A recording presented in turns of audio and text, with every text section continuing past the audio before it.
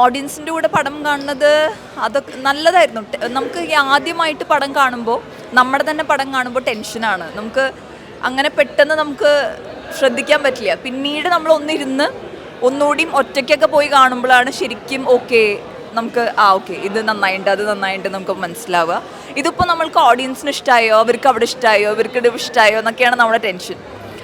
പക്ഷെ എന്നാലും നല്ല സിനിമയാണ്, എനിക്ക് ശരിക്കും ഇഷ്ടപ്പെട്ടു.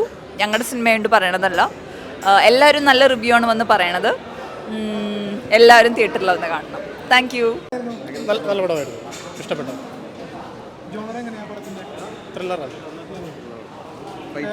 ഫൈറ്റ് കോമഡി എല്ലാം ഉണ്ട്, എല്ലാം കൂടെ മിക്സാണ്. പടം നന്നായിട്ടുണ്ടായിരുന്നു. നല്ലൊരു ജോണറാണ്, ഒരു ഹൊറർ മൂഡ് നന്നായിട്ടുണ്ട്. ഫൈറ്റും കാര്യങ്ങളെല്ലാം എല്ലാം നല്ലതാണ്, ഓൾമോസ്റ്റ് കണ്ടിരിക്കാൻ പറ്റുന്ന നല്ലൊരു സിനിമയാണ്. പടത്തിൻ്റെ ലെങ്ത് കുറവാണ്, പക്ഷെ നന്നായിട്ടുണ്ട്. കാരണം ഒരു 2 മണിക്കൂറിനുള്ളിലേ നിൽക്കത്തുള്ളൂ. പുതുമുഖങ്ങളല്ല, കിച്ചു ടെല്ലസ്, ഗായത്രി സുരേഷ്, ശ്രുതി രാമേന്ദ്രൻ, എല്ലാവർക്കും കണ്ടിരിക്കാൻ പറ്റുന്നൊരു സിനിമയാണ്. ഏത് ജോണറിൽ നോക്കി കഴിഞ്ഞാലും പടം ഒക്കെയാണ്. നമ്മുടെ CV വിനയൻ്റെ തയ്യൽ മെഷീൻ പടം കണ്ട കേട്ടോ.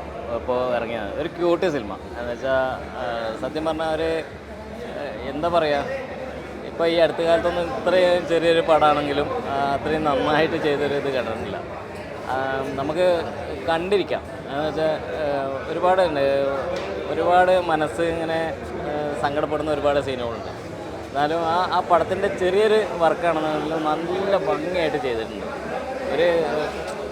കണ്ട പ്രേക്ഷകർക്ക് എന്തായാലും അത് ഇഷ്ടപ്പെടും. അത്രയും നല്ലൊരു ക്യൂട്ട് സിനിമയാണ്.